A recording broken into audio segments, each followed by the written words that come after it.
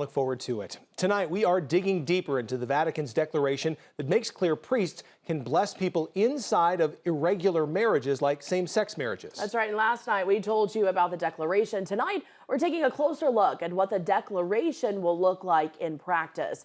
KTIV's Matt Hoffman joins us live in studio after speaking with the Diocese of Sioux City official. So, Matt, just to be clear here, priests still can't bless same-sex marriages, can they? Yeah, Matt, that's exactly correct. According to Father David Esquiano, a judicial vicar with the Diocese of Sioux City, you won't see same-sex marriages performed at Catholic Mass, but you may see more priests blessing people inside of those marriages. According to local church officials, the declaration was created by a cardinal, essentially a cabinet member for the Pope. The Pope signed off and sent out the declaration, which is considered rare. Esquiano says this isn't a change in church doctrine, but a, quote, reminder to priests.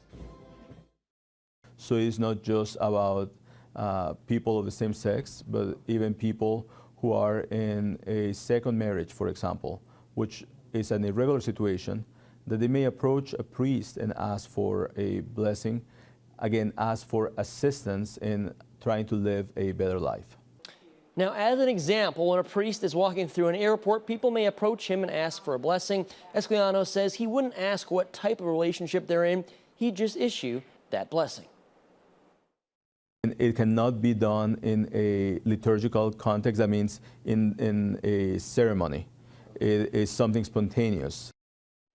Now, here's some additional information. Church officials say a priest who blesses an irregular marriage cannot be in wedding garments. The blessing also cannot be seen as recognizing the marriage. And finally, Esquiano says he hopes the declaration will bring more people to the church. And he also says he does expect more priests to start issuing these kinds of blessings. From Siouxlands News Channel, Matt Breen, Jessica Bowman,